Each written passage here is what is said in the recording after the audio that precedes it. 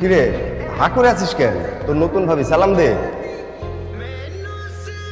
সাগর, তুই কাজটা একদম ঠিক করিস নি।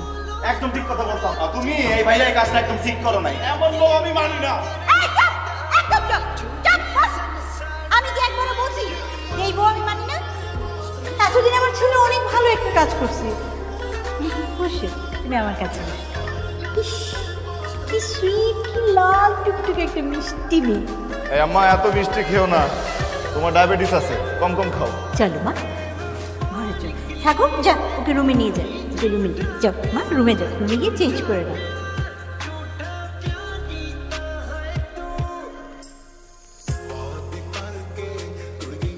কি সমস্যা? সমস্যাটা আমার না, সমস্যা তো তোমার। সমস্যা তো সেটাই ছিল।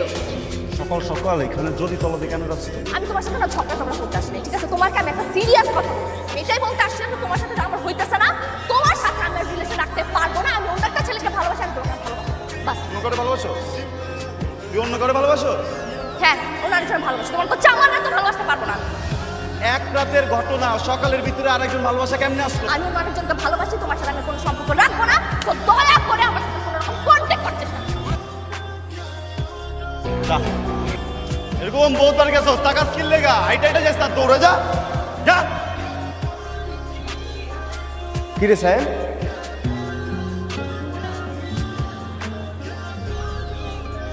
কিরে এইখানে কি করিস?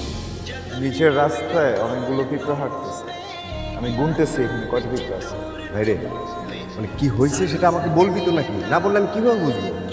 তুমি এমনটা কিভাবে করলা? আমি কি করলাম? তুমি জানো কয়েকদিন আগে যে আমার ব্রেকআপ হয়েছে, আমি ভয়ঙ্কর ডিপ্রেশনে ছিলাম। তুই প্রেম করলি কবে, তোর ব্রেকআপ হইলো কবে? আমি তো কোনো কিছুই জানি না। তুমি কখনো জানতে চাইছো? আচ্ছা বুঝছি, তোর মন ভীষণ খারাপ, তোর এখন পানি খাওয়া দরকার। আমি তোর ভাবিরে পাঠিয়ে দিচ্ছি, তুই তোর সব কিছু তোর ভাবির কাছে শেয়ার কর, ঠিক আছে?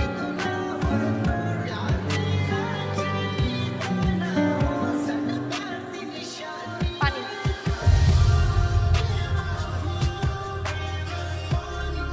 এই তোর ভালোবাসা না?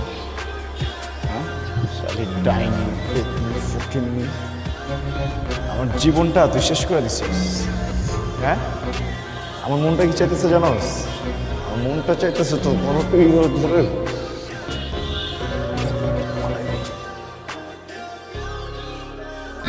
ভাবি, এরপর থেকে আমার ভাবির ডাকবি আর ভাবির সম্মানটা দিবি। জানি না।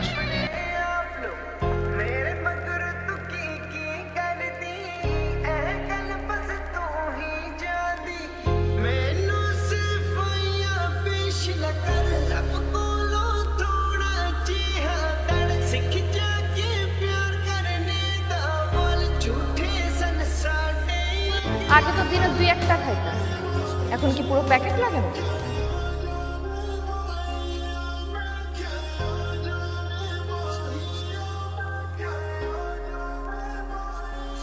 এই সিগারেট না, আমি কারো বাপের টাকায় খাই। কারো বাপের যদি কোনো সমস্যা থাকে না, সেজন্য চুপচাপ চলে যায়, কিন্তু আমার সিগারেট নিয়ে যেন কথা বলার সাহস না পায়। আগে তো বেয়াদব ছিলি, এখন কি ভদ্রতা খেতে? হ্যাঁ, ঠিক আছে, এটা মনে ছিল না আমি যে একটা বখাটে, এটা জানা নাই। সব বখাটে গিয়ে এই ছাদে চলবে না, সিগারেট খাওয়া যাবে না এই ছাদে।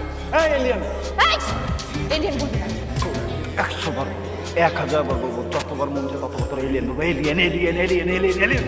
মা, বলছি আরো জোরে ছিল, শোনা যেতেছে। মা, মা। আরো জোরে ছিল, আরো জোরে। আমি ডাকতেছি। মা, কিছু বলবা? সবাইকে কি ডাকলা?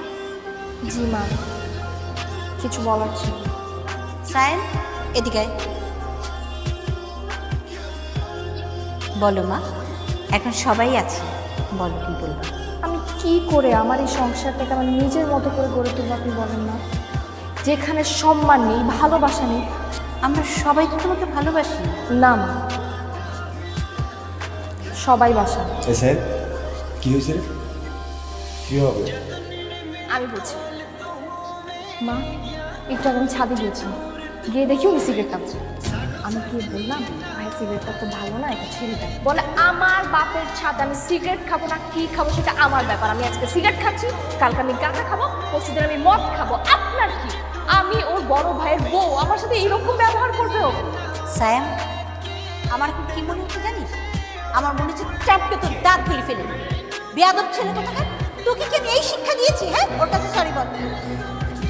সরি মা। আমি ওর কাছে সরি বলতে বলছি। সরি ভাইয়া। যা আমাকে সরি বলতেছিস, তোর ভাবিকে sorry ball. Sorry. It's okay.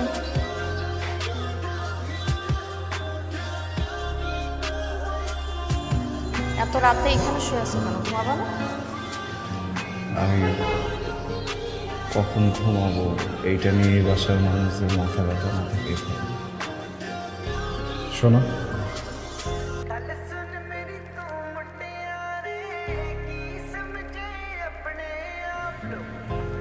আমি না আজকে থেকে সিগারেট খাওয়া ছেড়ে দিছি, আর কখনো রাগ করব না, কখনো মিসবিহেভও করবো না, কারণ আমি না মেনে নিতে পারতেছি। সব থেকে প্রিয় আমার ভালোবাসার মানুষটা আমার নিজের বাড়িতে আরেকজনের হাত ধরে বসে আছে, আমার চোখের সামনে আরেকজন ঘর চলে যাচ্ছে। আমি অনেক চাইতেছি, কিন্তু আমি রিয়াক্ট করতে পারতেছি না, কারণ তুমি যার সাথে এগুলো করতেছো সে আমার আপন বড় ভাই। এখান থেকে পালাই যাই, আমি যদি এখান থেকে পালাই যাই না, আমার অনেক রেগে যাবে। ট্রাস্ট তুমি পাগল করলে সব কিছু ঠিক হয়ে যাবে, সব কিছু নর্মাল হয়ে যাবে। আমি না তোমার ছাড়া বাঁচবো না।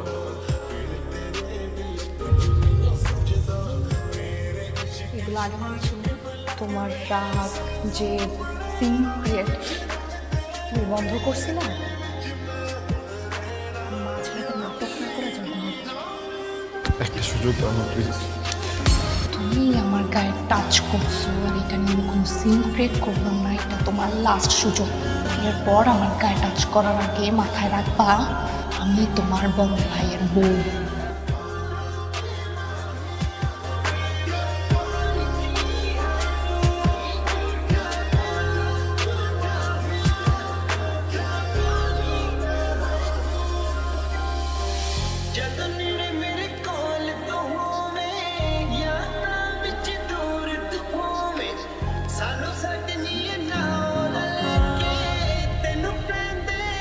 ঠিক আছে ভাই, তুমি দাও না ফোনটা দাও। এইসব কি? ছবি? এই ছবিগুলো কবে কাট তোলা সেটা আমাকে বল। আরে এটা সেদিন তুলছিলাম। এটা সেদিনের তোলা ছবি না। আমি বলতেছি তো, এটা আমি সেদিন তো ছবিগুলো দেখে কান্নাকাটি করছিলি কেন?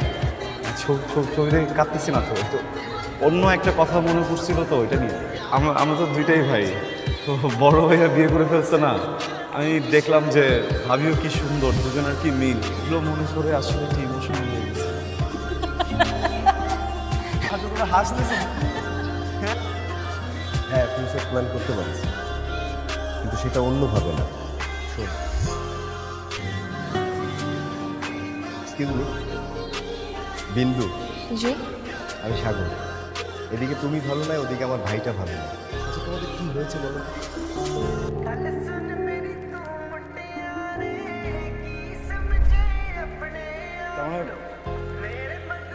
মানে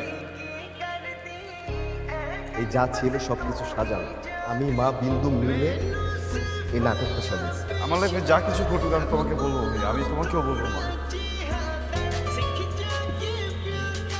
যাবা আর কত সময় করে অনেক মেয়েটা অনেক কষ্ট করছে।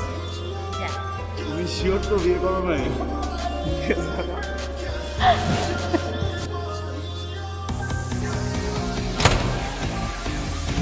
স্যার, তুমি দরজা দিচ্ছ কেন?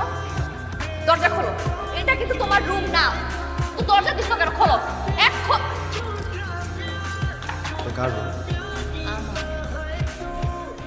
স্যার, সরো। ওয়াই?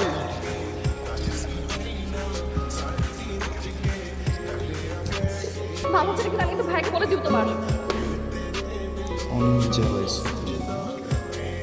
এক্স গার্লফ্রেন্ড আমি ছিলাম, আমি সত্যি বিয়ে করতেছি, এখন আমাকে কি করবো?